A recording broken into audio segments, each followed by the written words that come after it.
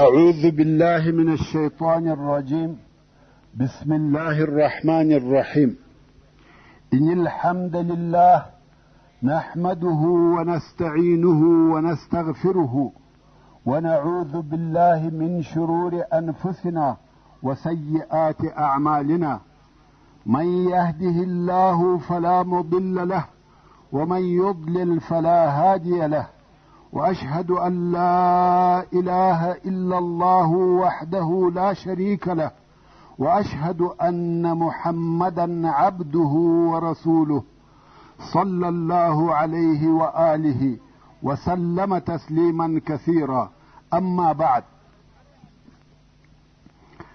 د سرور کائنات صلی الله علیه و آله وسلم ژوند. محترم ورونو، زموږ قصه دې ځای ته را رسېدلې وه. د عربو تر جاهلیت پورې یوه قصه. حضرت عمر رضی الله تعالی عنه به د خپل خلافت په وختو کې په مجلس کې ناست او ځینې وخت به بې له سببه وخندل. خو یو وخت یو چا پوښتنه ځینې وکړه، ویل یا امیر المؤمنین، وینو دي چې ځینې وخت بې سببه خاندې، دا ولې؟ سیدنا حضرت عمر رضی الله تعالی عنه ویل د جاهلیت په وختو کې عادت داو، کوم وخت چې به څوک د مکې مکرمې څخه د باندې وتی نو به د مکې مکرمې څخه یوه ډبره ورسره واخیسته او په سفر کې به د هغې عبادت کاوه. خو زه یو وخت په سفر ولاړم او ډبره مې هېره سوه، نه مې راسره واخیسته. کله چې د عبادت کولو وخت راغلی، زما سره خو د مکې مکرمې ډبره نه وه، اوس نو څنګه عبادت وکم؟ ومې کتل د مکې مکرمې خرما را سره وه، نو مې د دغه خرما څخه یو بت جوړ کړي او دغه د خرما د بت عبادت مې کاوه. کوم وخت چې هغه نوره خرما را سره خلاصه سوه او د خوړلو دپاره شی نسو راته پاته، وږی سوم. نو مې دغه خپل معبود او د خرما څخه جوړ سوی اله وخوړی او پر دغه خپل پخوانی جاهلیت او ناپوهۍ خندا راسي چې دا څنګه الهه او دا څنګه دین وو. ورونو، دغه د جاهلیت د ژوند یو څه حالات د دې دپاره بیان سوه چې په دې پوه سو چې اسلام په ټول عالم او جزیرة العرب کې څونه تغییر راوستی. اوس به دا بیان درته وسی چې یهودیت او نصرانیت څنګه و جزیرة العرب ته داخل سوه. دا خو د بوتانو راتګ و. اصلا جزیرة العرب ټوله د ابراهیم علیه السلام پر دین او پر وحدانیت و. بوتان خو په دغه شکل سره د عمرو ابن لحی په واسطه ورته راغله. نو دلته بیا یهودیت او نصرانیت څنګه راغلی؟ او بیا د فرس یا فارسانو حکومت څنګه دلته راغلی؟ ورونو، تاسې ته معلومه ده کوم وخت چې د سرور کائنات محمد مصطفی صلی الله علیه و آله وسلم بعثت وسو، هغه وخت فارسیانو پر یمن حکومت کاوه او د نجران خلق نصاراوه. د یمن ځینې حصې یهودیان او ځینې حصې نصاراوه. دغه ادیان دلته څنګه داخل سوه؟ په عربو کې خو دا شیان نه وه. په پخوا کې ټول عرب موحدین او د ابراهیم علیه السلام پر دین وه. اوس به د دغو ادیانو د راتګ بیان درته وسي. هغه دا چې یثرب ته چې په وروسته کې یې نوم مدینه منوره سو او خیبر ته د شام څخه ځینې یهود راغله او دا ځایونه یې د ځان وطن وګرځول او هلته په یمن کې هم ډېر یهود وه. خو اوس به هغه واقعات درته بیان سي چې یهود او یهودیت څنګه و یمن ته راغله. قصه ډېره اوږده ده، مګر ډېر تاریخ پوهان یې د ربیع ابن نصر په قصه سره شروع کوي. هغه داسې ربیع ابن نصر چې د یمن پاچا و، د یو خوب ولیدی چې دغه بیان او دغه قصه د تاریخ ټول علماو لکه طبری، ابن کثیر، ابن الاثیر او تقریبا ټول مؤرخینو ذکر کړی ده. کوم وخت چې پاچا خوب ولیدی، څرنګه چې په هغه وختو کې نجومګران، جادوګران او کاهنان پر خلقو او د خلقو پر عقایدو او عباداتو مسلط و. دا ولې مسلط وه؟ ځکه کم وخت چې شرک او کفر په عالم کې نشر سوه او الهي دین پټ او ورک سو، نو خیالات او اوهام په خلقو کې نشر سوه. په دغه سبب جادو او جادوګران، منجمین او کوډګران د اعتبار خاوندان سوه. د خلقو د رجوع ځای دوی وګرځېده. کم وخت چې د یمن پاچا خوب ولیدی، نو یې د خوب د ترجمې دپاره جادوګرانو او منجمینو ته رجوع وکړه او د هغو څخه یې کومک وغوښتی. قصه ډیره اوږده ده. مقصد دا چې هغو ورته وویل ستا د خوب معنا دا ده چې حبشیان به یمن ونیسي. پاچا ویل دا به څه وخت پیښه سي؟ دوی ویل 80 یا 80 کاله وروسته. پاچا پر خپلو اولادو او لمسیانو وبېرېدی چې دا ټوله به د حبشیانو په لاس وژل کیږي. نو یې اراده وکړه چې خپله اولاده د یمن څخه و عراق ته نقل کړي او په عراق کې یې حیره چې د یوې منطقې نوم دی د خپل اولاد د سکونت دپاره اختیار کړه. حیره په عراق کې د نجف او کوپې په مابین کې د یو ښار نوم دی. نعمان ابن منذر د هغه وختو د عراق مشهوره پاچا د دغه ربیع ابن نصر د اولادې څخه دی. ځکه ربیع ابن نصر خپله کورنۍ هلته نقل کړه او بیا د ده د اولادې پاچاهي هلته پاته وه. دغه نعمان ابن منذر بیا زموږ په وروسته کیسه کې راځي، په یاد یې ولرئ. څه موده وروسته دغه ربیع ابن نصر پاچا چې دا خوب یې لیدلی و مړ سو او د ده زوی د ده پر ځای کښېنستی او پاچاهي د ده په اولاده کې پاته سوه، تر څو د ده په اولاده کې یو نفر د تبان ابن اسعد په نامه سره پاچا سو او تبع ورته ویل کېده. تبع اصلا تبع د یمن د پاچاهانو لقب، یعنی د یمن و هر پاچا ته تبع ویل کېده او د روم و هر پاچا ته قیصر ویل کېده، د فارس و هر پاچا ته کسرا ویل کېده، د حبشه و هر پاچا ته نجاشي ویل کېده او د مصر و هر پاچا ته فرعون ویل کېده. نو د هر ځای پاچا خاص لقب درلود. دغه د یمن پاچا تبان اسعد چې لقب یې تبع و د یمن د مشهورو پاچاهانو څخه دی. ډېر لوی شان او شوکت یې و. ټوله یمن د ده تر لاس لاندې و. غني او سخي سړی و. نو ده به همیشه سفرونه کول، د یوه ځای څخه به بل ځای ته د سیاحت او تجارت دپاره تلی. یو وخت د یمن څخه و شام ته رهي سو. په لار کې یې خپل زوی په یثرب کې چې اوس مدینه منوره ورته ویل کیږي د تجارت د ځینو کارو دپاره پرېښاوه او دی شام ته ولاړی. خو دلته د تبع د زوی او اهل یثرب په مابین کې اختلاف پیښ سو، څو تر جنګه ورسېده او د تبع زوی په جنګ کې ووژل سو. کم وخت چې و تبع ته دا خبر ورسېدی چې زوی دی ووژل سو، نو د شام څخه بیرته راوګرځېدی، غواړي چې د خپل زوی قاتلانو ته بلکې ټول اهل یثرب ته جزا ورکړي.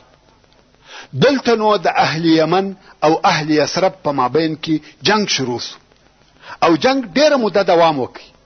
مګر تبع په دې جنگ کې یو ډیر عجب کار ولیدی.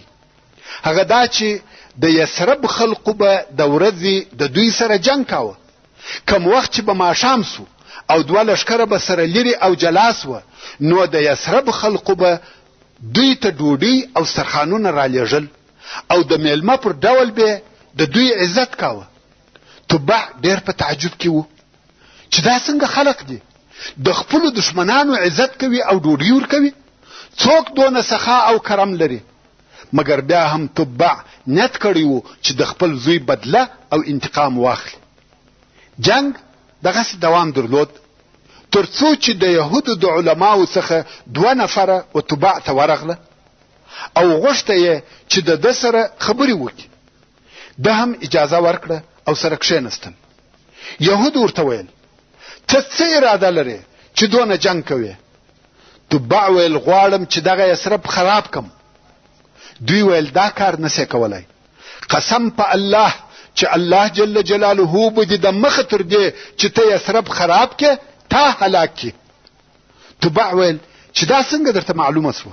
دوی ویل دا وطن د نبی د هجرت ځای دی، دغه ځای ته به نبی الاخر زمان هجرت راکوي، دا ښار نه خرابیږي او نه خرابولی سي. تبع پوښتنه وکړه چې تاسې په دې حال څه خبر واست؟ تاسو ته دا معلومات د کومې خوا حاصل سوه؟ د یهودو علما وویل دا زموږ په تورات کې راغلي دي. ورونو دا دې تاسې ته معلوموي چې د رسول الله صلی الله علیه و آله وسلم یوه علامه نه بلکې ډېرې علامې د یهودو سره په تورات کې لیکلي او موجودې وې، او د رسول الله صلی الله علیه و آله وسلم د وخت ټول یهود پوهېده چې دا هغه وعده سوی نبی دی، مګر د عناد او عداوت، حسد او غرور په سبب یې ایمان نه راوړي. نو کوم وخت چې دغه د یهودو علماو و تبع ته دا بیان وکړي او تبع تر اوسه تورات نه پیژندي، نو یې د تورات په باره کې پوښتنې ځینې وکړې. یهودو هم خپل دین، توحید او تورات په باره کې پوره معلومات ورکړه او ټول شیان یې په تفصیل سره ورته بیان کړ. د تبع پر طبیعت دا خبرې ښې او برابرې ولګېدې.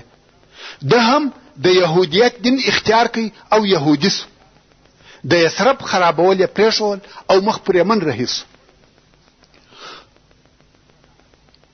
تبع د یمن و طرف ته رهي سو، خو په لار کې و مکې مکرمې ته نږدې یوه قبیله وه چې د هذیل قبیله نومېده. د دې قبیلې او د قریشو په مابین کې پخوانۍ دښمنۍ پرتې وې. څو واره جنګونه سره کړي وه او دغه رنګه اهل یمن هم نه وه خوښ. نو یې فکر وکړي چې داسې یوه حیله او چم جوړ کړي چې دواړه هغه قومونه چې د دوی نه د ورسره جوړه ضرر او تاوان ورورسوي او په جنګ یې سره اخته کړي. نو د هذیل د قبیلې مشران و تبع ته ورغله او ورته ویل غواړې چې د جواهراتو، سرو او سپینو زرو او خزانو خاوند سې؟ تبع ویل هو. څوک دی چې جواهرات او خزانې نه وي خوښ؟ نو دوی ویل په دې کلي کې یوه خونه ده چې خلک یې احترام او عزت کوي او دغه خونه په جواهرو او سرو زرو ډکه ده. ورونو حقیقتا هم په کعبه شریفه کې هر څه پراته وه. خلقو د کعبې شریفې د احترام په سبب خزانې پکښې ښخولې، حتی د سرو زرو 2 دانې اوسۍ هم پکښې پرتې وې. د تبع طمعه پیدا سوه او لښکر یې د جنګ دپاره تیار کړي. غواړي چې پر مکه مکرمه حمله وکړي، کعبه شریفه ونړوي او خزانې یې واخلي. هغه 2 نفره د یهودو علما هم د تبع سره په دې سفر کې ملګري وه، ځکه ده ورته ویلي وه چې تاسې زما سره یمن ته ولاړ سئ او زما قوم ته یهودیت او د یهودیت احکام ور وښوئ. دغه علما چې د جنگ دپاره د لښکر تیاری ولیده، نو تبع ته ورغله. ویل څه کوې او د څه اراده دې ده؟ تبع ویل غواړم چې پر دغه کلي حمله وکم او هغه شیان چې په دغه خونه کې پراته دي هغه واخلم. دوی ورته ویل په والله دغه د هذیل قبیلې بل غرض او مقصد نسته بې له ستا د مرګ او هلاکت څخه. تبع ویل څنګه؟ علماو ورته ویل دا بیت الله دی، د ټوله مځکې پر مخ د الله عز وجل بل کور او حرم نسته بې له دغه کوره. دغه قبیلې چم درته جوړ کړی دی او غواړي چې تا ووژني. تبع ویل نو څنګه وکم؟ علما ویل عزت یې وکه، طواف پر وکه. تبع ویل تاسې یې ولې عزت نه کوئ او طواف نه پر کوئ؟ دوی ویل موږ یې عزت کوو او طواف مو هم پر کاوه، خو دغه د مکې خلقو کعبه شریفه په بوتانو ډکه کړې ده او موږ موحدین او عالمان یو، موږ ته دا نه ښایي چې پر بوتانو طواف وکړو. تبع د دې خبره ومنل او مکه مکرمه ته ورغلی. د کعبه شریف عزت او احترام وکي، طواف یې پر وکي. بیا نو هلته بدوس خوب یې لیدی چې په کعبه شریف په پوش اغوندي. تر دغه وخت کعبه شریف په لسوه چا پوش نو په اغوستي. نو تبع امر وکي چې د کعبه شریف د پاره د یو ش پښمی ټوکر څخه پوش جوړ کړي. پوش جوړ کړسو او کعبه او په کعبه شریف واغوستل سو. خو تبع بیا بل خوب ولیدی چې و کعبه شریف ته تر هغه اول پوش بل شه او بهتر پوش ورکوي. نو یې امر وکي چې د ملائل د ټوکر څخه پوش ور جوړ کړي چې دغه ملائل د هغه وخت د ټوکرانو هغه ترټولو شه او نازک ټوکر وو. دا نو د کعبه شریف هغه اول پوش وو او تبع اول سړی دی چې په کعبه شریف پوش اغوستی دی چې دغه تبع نوم تبان ابن اسعد دی او د یمن پاچاو. بیا نو هر کال عربو و کعبه شریف ته پوش ورکاوه او نوې پوش به پر هغه زاړه پوش سربیره په اغوستی. او دغه طریقه چې پوش سربیره پر پوش د عبدالمطلب تر زمانه پورې پاته و. کوم وخت چې عربو ته دا فکر او احساس پیدا سو چې شاید د کعبه شریف بنا د دغه پوشو د دروندوالي په سبب ونړیږي، نو یې زاړه پوشونه ټول ځینې ایسته او هر کال زوړ پوش ځینې کاږي او نوې پوش په اغوندي. دا د کعبه شریف د پوش په باره کې معلومات و چې څنګه اولی شروع سو او چا شروع کی. کم وخت چې تبان ابن اسعد برته یمن ته ورسېدی، خپل قوم یې يهودیت ته دعوت کړي. هغه انکار وکړي، ویل څنګه خپل دین پریږدو. ورونو د یمن خلقو او د تبع قوم مستقل دین نه درلودي. د نورو عبادتو تر څنګ یې د اور عبادت هم کاوه. اور مقدس باله، د اور عزت او احترام کاوه. حتی اور د دوی قاضي هم وو. څنګه؟ هغه داسې چې دوی د اور یو خونه درلوده، په هغه خونه کې به همیشه اور بل وو. که به یو وخت د دوی په مابین کې دعوه، اختلاف او خصومت پیښ سو، نو به مدعی او مدعی علیه یعنی د دعوی دواړه طرفه دغه د اور خونې ته ورغله او د خونې دروازې ته به ودرېدل. دروازه خو به بنده وه، نو به هغه د اور معذب یا مامور یا خادم د اور دروازه په یو وار پر اخلاص کړه. اور به د خپل زور څخه په یو وار د باندې راووتی او اول چې به د هر یو پر طرف ورغلی هغه ظالم او حق د هغه دوهم نفر پر طرف. دا طریقه کاهنانو او جادوګرانو و دوی ته ایښه. نو اوس چې د پاچا او د قوم په مابین کې د دین په سبب اختلاف پیدا سو، نو یې وویل چې په اور سره به فیصله وکړو. نو د دې فیصلې دپاره د یهود عالمان چې د دعوی یو طرف و تورات په لاس کې ونیوي او وایي، او د یمن کاهنان او نجومګران چې د دعوی بل طرف و د اور د خونې و دروازې ته ودرېدل. د اور خادم دروازه پر اخلاص کړه. اور د کاهنانو پر طرف ورغلی او دوی ځینې الا کړه، وتښتېده. قوم یې ورته وویل ولې تښتئ؟ دا حکم او قانون دی، باید ودرېږي. کاهنان هم مجبوره سوه، بیرته راغله. د اور خادم بیا دروازه پر اخلاص کړه. دوهم وار بیا د اور لمبه د کاهنانو پر طرف ورغله. کاهنانو دا وار ځانونه ټینګ کړه او ورته ودرېده. مګر اور د چا مراعات نه کوي. کاهنان یې پاک وسوځل.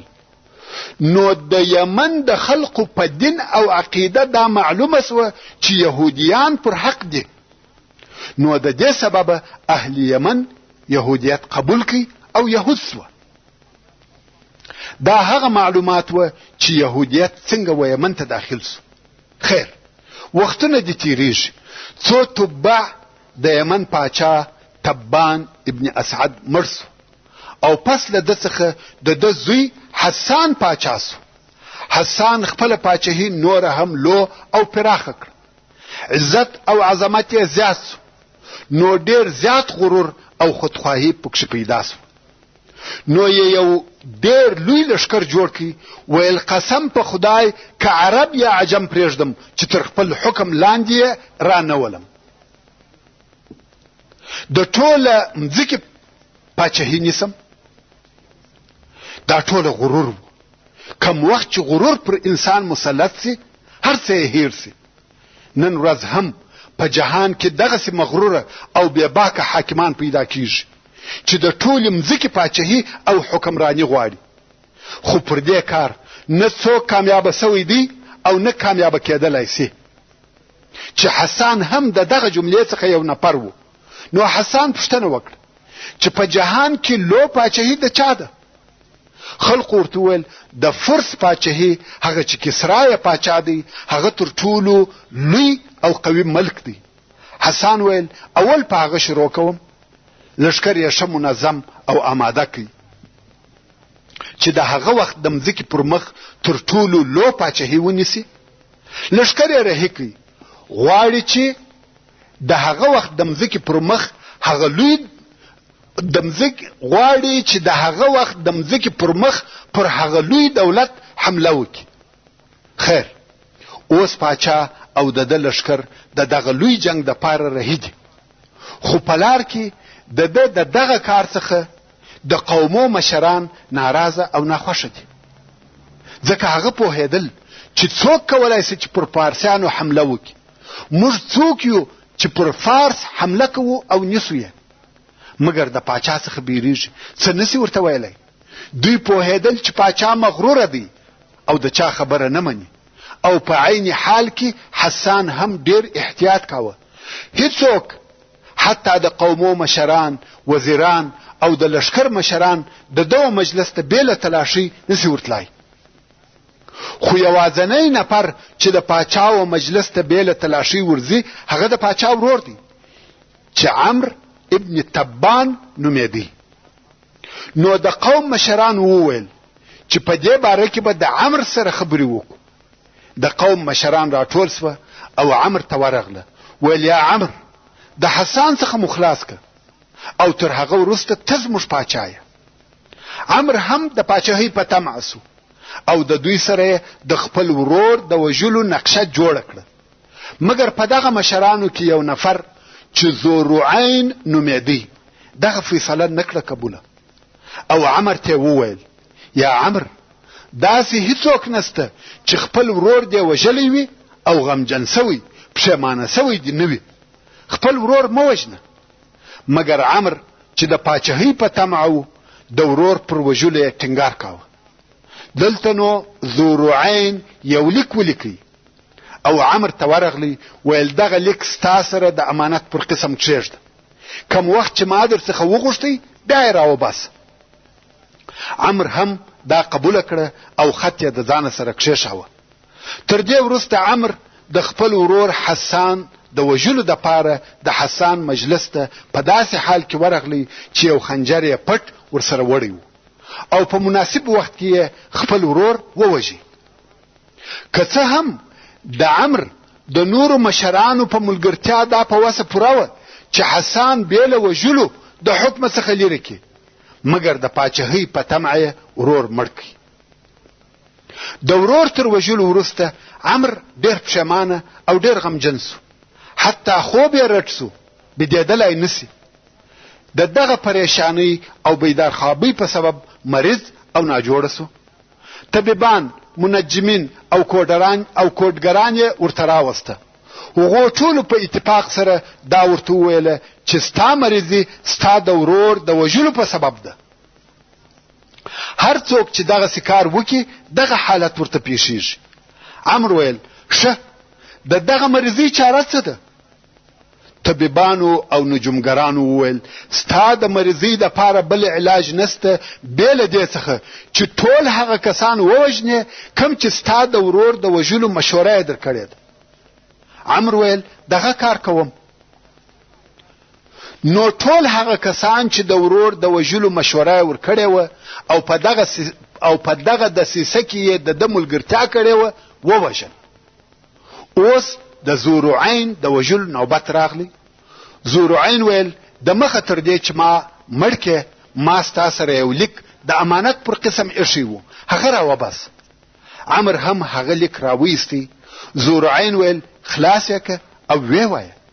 پاچا لیک خلاص کی چې په هغه کې فقط دغه 2 بیته لیکل سوي وه: الا من یشتری سهرا بنومه الا من یشتری سهرا بنومه سعید من یبیت قریر عینه فإما حمیر غدرت وخانت فمعذرة الهی لذی رعین.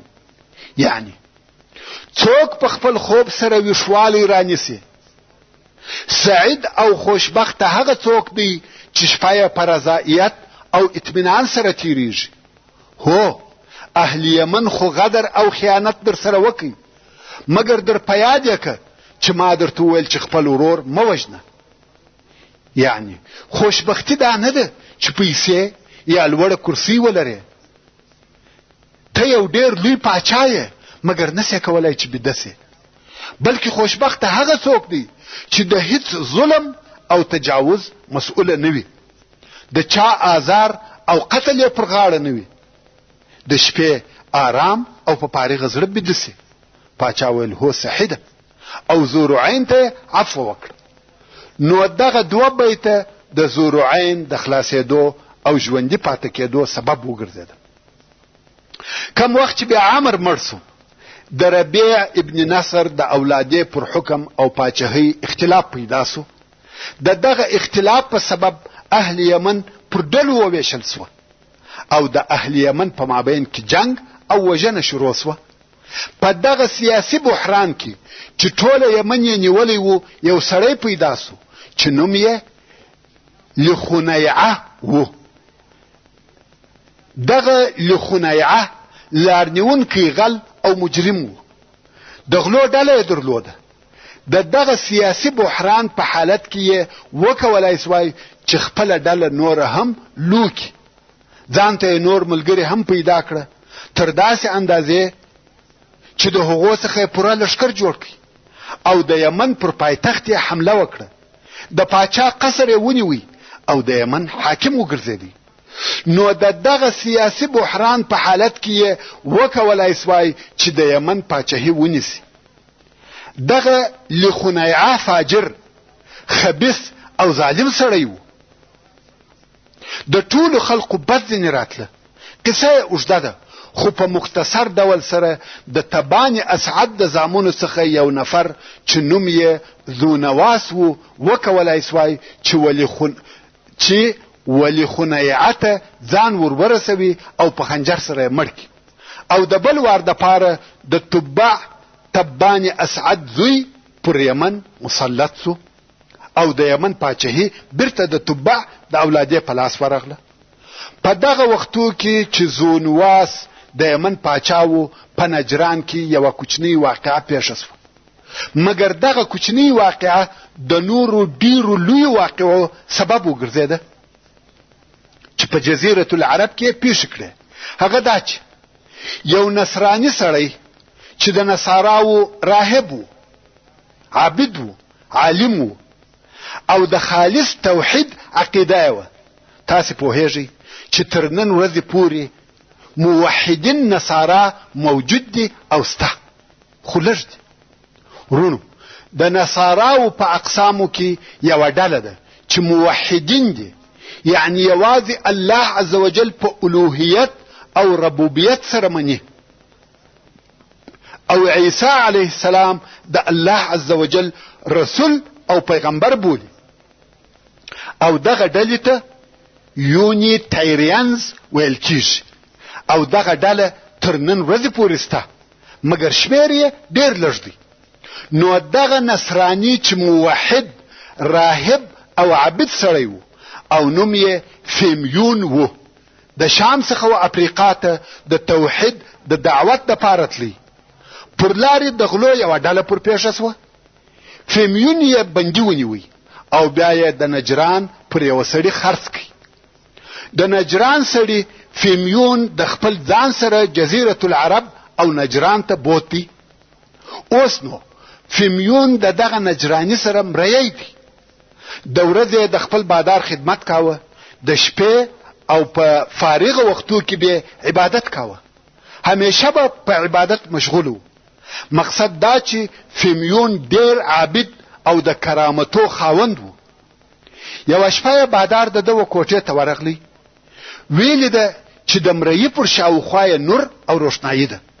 نو یې پوښتنه ځینې وکړه چې ته څوک یې او ستا دین څه دی؟ فیمیون هم د نصرانیت دین ورته تشریح کړي. سړی په شک او تردد کې سو. د دین په باره کې بحث ورسره کوي. په دغه وختو کې د نجران خلقو د یوې درختې عبادت کاوه. دغه درخت د ځان اله او رب بلل. دلته نو فیمیون د بحث په جریان کې وخپل مالک ته وویل که زما رب ستا رب هلاک کی نو ته زما د رب عبادت کوي؟ نجرانی ویل هو والله که داسې پیښه سي چې ستا رب زما رب مغلوب او هلاک کی معلومه خبره ده چې زه هم ستا د رب عبادت کوم. فیمیون ویل نو ته د نجران خلق راټول که وبه وینې چې زما رب ستا په رب څه کوي. نو یې د نجران ټول خلق په یوه معینه ورځ و درختې ته راوبلل. خلق هم په هغه ورځ د درختې سره راټول سوه. فیمیون کښېنستی عبادت او دعا کوي و خپل رب عز وجل ته ډېره دعا وکړه تر څو چې الله عز وجل د ده دعا قبوله کړه او د آسمان څخه پر دغه درخته ټکه یا صاعقه راولوېده تندره او درخته ټوله وسوځل سوه. د نجران د خلقو رب او اله نیست او نابود سو. نو د نجران ټول خلق و نصرانیت ته داخل سو. دا هغه معلومات و چې نصرانیت څنګه و جزیرة العرب ته داخل سو. د یو سړي په واسطه ټول نجران نصارا وګرځیدل. په وروسته کې یو نفر چې نوم یې عبدالله ابن سامر و او د ده څو نفرو ملګرو چې ځینې یې راهبان و د نجران څخه و یمن ته هجرت وکړي. هلته په یمن کې اوسېدل او په پټه خپل عبادت کاوه ځکه د یمن د خلقو څخه چې یهود و بیرېده. ورونو اوس به هغه حالات درته بیان سي چې نصرانیت او د حبشانو حکومت څنګه و یمن ته راغله. دا خو مې درته وویل چې عبدالله ابن سامر او د ده څو ملګري چې نصارا وه او ځینې راهبان هم وه د نجران څخه و یمن ته هجرت وکړي او هلته په پټه خپل عبادت کاوه ځکه د یمن د یهودو څخه بیرېده. د دغه وخت د یمن پاچا چې ذونواس نومېدی ساحران درلوده او د هغو څخه یې د پاچاهي په امورو کې کار اخیستی. نو پاچا د هغه مشر ساحر په غوښتنه دا قصد وکړي چې یو ځوان هلک ته سحر ورزده کړي چې لوی ساحر ځینې جوړ سي او په آینده کې د هغه څخه کار واخلي ځکه په سپین ږیرو مرګ پسې دی.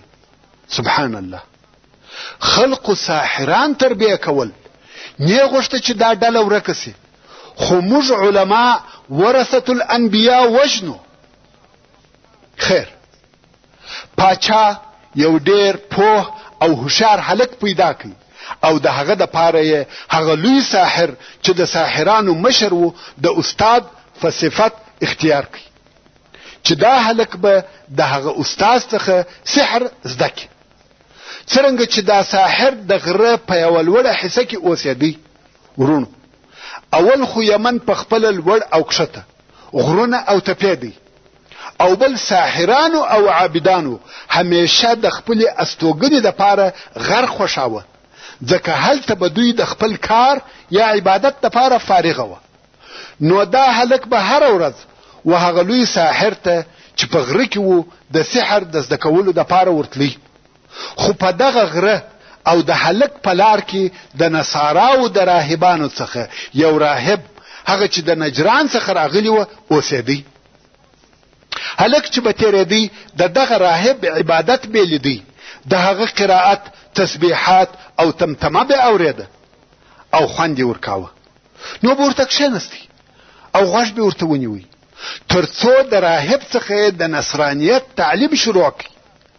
ساحر ته به هم ورتلی سحر یې زده کاوه خو د سحر او الهي دین ډېر فرق و. د سحر څخه یې بد راغله او هیڅ یې نه غوښته چې سحر زده کړي. نو سحر او ساحر یې دواړه پرېښول و ساحر ته نه ورتلی، فقط و راهب ته به ورتلی او دین یې زده کاوه. ساحر و پاچا زونواس ته خبر ورکړي چې هلک نه راځي. پاچا د هلک څخه پوښتنه وکړه چې ولې ساحر ته نه ورځې؟ هلک حال ځینې پټ کړي. پاچا چې نور معلومات پسې وکړي، معلومه سوه چې هلک و راهب ته ورځي. پاچا اول د راهب څخه را شروع کړه. هغه یې مجبوره کړي چې خپل دین نصرانیت پرېږدي، مګر راهب انکار وکړي. نو پاچا راهب ووژي. بیا یې د هلک په موضوع شروع وکړه. غوښته یې چې د هلک ساحر سي، مګر هلک سحر نه غواړي.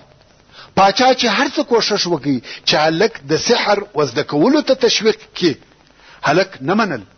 وهل تکلیفونه او عذابونه یې ورکړه، بیا هم هلک د سحر زده کول نه غواړي. نو پاچا امر وکړي چې هلک ووژني.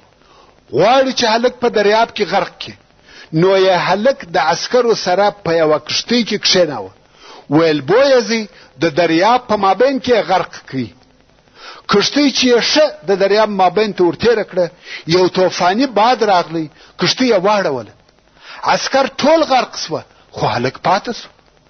پاچا امر وکړي چې هلک بوزي د غره څخه یې راواچوئ او مړ یې کړئ. خلک ټوله ورته ګوري. اوله واقعه هم ولیده او اوس هم د هلک د مرګ انتظار کوي. هلک یې وغره ته وخېجاوه. اوس چې عسکر غواړي چې لاندې یې وغورځوي، یوه شدیده زلزله وسوه. عسکر ټول لاندې ولوېده او مړه سوه، خو هلک پاته سو. پاچا چې هره لار د هلک د وژلو دپاره جوړه کړي، خو د لوی پاچا رب عز وجل اراده د هلک د وژلو نه وه. زونواس په هیڅ طریقه سره هلک نسی وژلی. په آخر کې هلک ورته وویل چې ته ما نسی وژلی بې له یوې طریقې څخه. پاچا ویل هغه طریقه څنګه ده؟ هلک ویل د یمن ټول خلک راټول که او ما په یوه درخته پورې وتړه. زما غشي او لیندۍ به واخلي او وبه وایه بسم الله د هلک د رب په اراده، او وبه مې ولې، نو زه وژل کېږم.